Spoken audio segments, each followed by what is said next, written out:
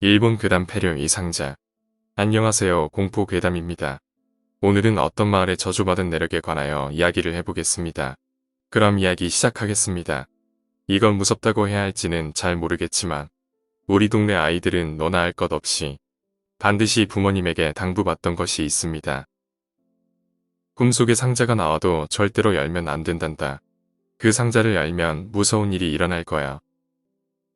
대학생이 되었을 때 지역에 내려오는 이야기를 조사할 기회가 생겨서 나는 그 상자에 관해 조사해 보기로 합니다. 기본적으로 구전으로 내려왔던 이야기인지 시립도서관에도 마땅한 자료는 없었지요. 그래도 그나마 문헌으로 남아있는 것을 하나 찾아냅니다. 지역 민담을 모아 수록한 책으로 그중 하나가 꿈속에 나오는 상자에 관한 이야기였습니다. 그 상자의 꿈을 처음 꾼 것은 에도시대 중기에 어느 여관집의 아들이었다고 합니다. 그는 꿈을 꿀 때마다 매번 이상한 상자 2개를 보았지요. 부모님에게 물어봐도 모를 뿐더러 그 상자 안을 들여다보려 해도 꿈속에서는 어쩐지 몸을 움직일 수가 없었습니다. 그러던 어느 날 남자는 꿈속에서 자신이 꿈을 꾸고 있다는 것을 깨달았다고 합니다. 흔히들 말하는 자각몽이라는 것입니다. 남자는 서둘러서 2 상자 중에 더 큰 상자를 열고 안에 뭐가 있는지 보려 했습니다. 하지만 상자 안에 뭐가 있는지는 알 수 없었습니다. 상자를 열었던 순간에 귓가에 울려 퍼진 큰 고함 소리에 눈을 떴기 때문입니다. 고함을 친 것은 옆에서 자고 있던 아버지였습니다.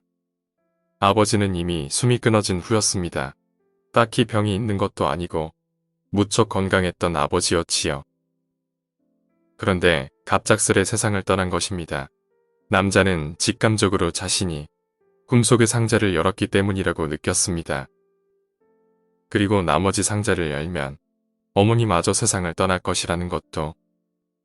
남자는 절대 다른 상자를 열지 않겠다고 스스로에게 맹세합니다. 그리하여 세월은 흐르고 그 남자도 결혼해서 아이가 태어났습니다. 아버지가 죽은 후에 어머니와 둘이서 경영해온 여관도 겨우 제자리에 오른 터였지요. 몇 년 후에 어머니가 병에 걸렸습니다. 당시 의술로는 고칠 수도 없는 병인데다 약값도 만만치 않았습니다. 겨우 여관 하나로 벌어먹고 살던 남자의 가세는 기울기 시작합니다. 어머니는 몇 번이고 아들과 며느리에게 미안해하며 죽고 싶다며 혼자 중얼거리곤 했습니다. 그런 나날이 이어지다가 남자는 마침내 결심을 합니다. 꿈속의 상자를 열어야겠다고 말입니다. 그리고 어느 날 자각몽을 꾸게 된 남자는 나머지 상자를 열었습니다. 이번에는 그 안에 어떤 게 들어있는지 볼 수 있었지요. 상자 안에는 어머니의 이름이 적힌 종이와 머리카락이 들어있었습니다. 이튿날 아침 눈을 뜨자 역시 어머니는 죽은 후였습니다. 남자는 부모님을 자기 손으로 죽였다는 죄악감을 느끼면서도 그 상자에서 해방된 것에서 약간의 안도감도 느끼게 됩니다. 아빠, 맨날 꿈을 꿀 때마다 꿈의 상자가 나오는데 그게 뭔지 알아? 딸이 그렇게 물어볼 때까지는 말입니다. 이것에 대한 이야기를 중학교 동창회에서 문득 생각이 나서 이야기를 한 적이 있습니다. 그랬더니 의외로 나 말고도 이야기를 조사했던 녀석들이 있었습니다. 대부분은 내가 찾아낸 이야기 정도만 알고 있었지만 딱 1명, A만은 나보다 더 깊게 조사했던 것 같습니다. A는 그 상자의 저주가 태어난 이유까지 알아낸 듯 했습니다. 나는 무척 신경 쓰여 물어봤지만 A는 단호하게 거절하며 알려주지 않았지요.